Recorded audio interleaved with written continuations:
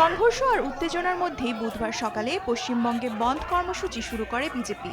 পশ্চিমবঙ্গের কলকাতা, মালদা, পশ্চিম মেদিনীপুর সহ আরও অনেক এলাকার গুরুত্বপূর্ণ সড়ক দখলে চলে যায় আন্দোলনকারীদের। চিকিৎসক ধর্ষণ, হত্যা এবং শিক্ষার্থীদের ওপর হামলার প্রতিবাদে এ বন্ধের ডাক দেয় রাজ্য বিজেপি। সকাল থেকে রাজ্যের বিভিন্ন প্রান্তে দেখা যায় বাংলা বন্ধের প্রভাব। মানকুণ্ডু রেল স্টেশন সহ সড়ক অবরোধ করে বন্ধ সমর্থকরা। ট্রেন, বাস সহ অন্যান্য যান চলাচল কম থাকায় ভোগান্তিতে পড়েন খেটে খাওয়া মানুষ। তার ফলে শিয়ালদা কলেজ স্কয়ার থেকে মিছিল। বন্ধকে কেন্দ্র করে বেশ কয়েকজন বিজেপি কর্মীকে আটক করে পুলিশ। বিভিন্ন জায়গায় বিজেপি তৃণমূল কর্মীদের মধ্যে সংঘর্ষ হয়। রীতিমতো রণক্ষেত্রের এদিকে একদিনেই 3 গুরুত্বপূর্ণ স্থানে অভিযানের ঘোষণা দেন বিরোধী দলীয় নেতা শুভেন্দু অধিকারী। বুধবার বন্ধ সমর্থনে মিছিল করেন তিনি। রাজ্যের 2 প্রশাসনিক কার্যালয়, নবান্ন, লালবাজার এবং কালীঘাটে মুখ্যমন্ত্রীর বাসভবনে অভিযানের ঘোষণা করেন শুভেন্দু। ছাত্রদের উপর লাঠি চলল কেন মমতা, জবাব দাও। পশ্চিমবঙ্গে এমন পরিস্থিতির মধ্যেই জনসমাবেশে হাজির হলেন মুখ্যমন্ত্রী মমতা বন্দ্যোপাধ্যায়।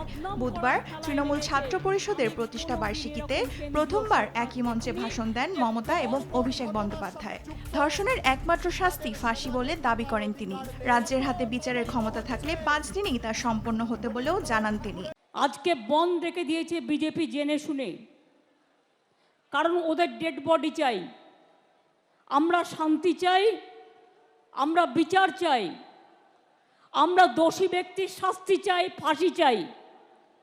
আর ওরা দোষী ব্যক্তি যাতে ফাঁসি না হয়, বিচারের বাণী যাতে নীরবে নিভৃতে কাঁদে, ওরা কিন্তু আন্দোলনটাকে জল ঢেলে দিয়ে আসল আন্দোলন থেকে চক্রান্তের খেলায় নেমেছে, বাংলাকে বদনাম করার খেলায় নেমেছে। আমি তাদের ধিক্কার জানাই। আর সিবিআই এর তদন্ত নিয়ে প্রশ্ন তোলেন অভিষেক। বিজেপি খালি তৃণমূল কংগ্রেসকে দুর্বল এবং ভারতবর্ষের বুকে বাংলাকে কলুষিত এবং কালিমালিপ্ত করার জন্য ইডি সিবিআইকে ব্যবহার করেছে। আজকে বিচার হয়নি। আমরা চাই যারা এই ঘটনার সাথে যুক্ত, সে যে কোনো রাজনৈতিক দল হোক, কঠোর থেকে কঠোরতম শাস্তি হোক, কিন্তু তার সাথে এই ঘটনার যাতে ভূভারতে কোনোদিন পুনরাবৃত্তি না হয়।